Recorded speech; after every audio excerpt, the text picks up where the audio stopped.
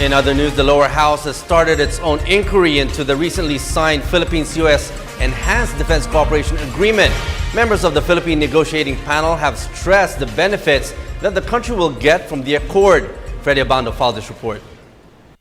The Enhanced Defense Cooperation Agreement signed recently by the Philippines and the United States was on the block for review by the House Committee on Foreign Affairs and National Defense. Do we need this agreement? Number two question of its constitutionality and its legality. Of course, the issue of constitutionality might come into play when the first question under that major item, the question of does the Senate need to ratify this agreement? The Philippine panel, led by Defense Undersecretary Batino and Ambassador Ed Malaya, stressed the agreement will not require the Senate's ratification. Malaya said EDCA enhances the commitment of the United States in responding to the country's defense as provided for in the Mutual Defense Treaty signed in the early 50s. The scope of the treaty includes an American response in the West Philippine Sea, as pointed out by former U.S. Ambassador Thomas Hubbard.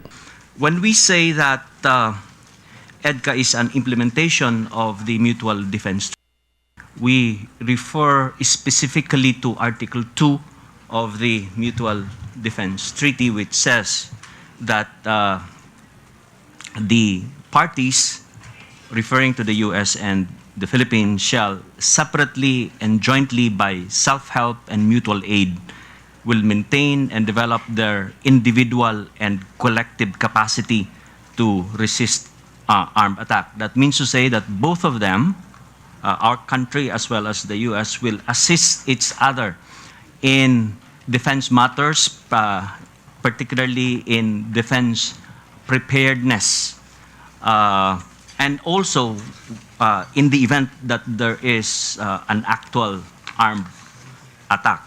The Defense Undersecretary said the agreement will boost the AFP's modernization program. It will also enhance its capability to cope with disasters. It was also reiterated there will be no permanent basing of U.S. forces.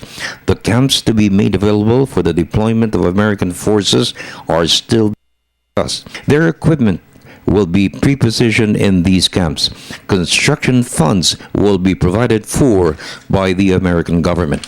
The EDCA, as provided under Article 1, will address short-term capability gaps of the armed forces of the Philippines.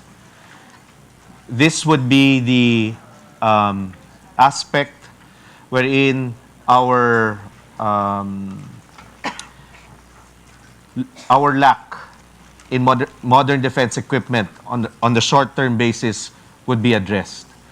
With respect to the second component of modernization, which is doctrine, or even which will include the capacity building or skills upliftment, Your Honor.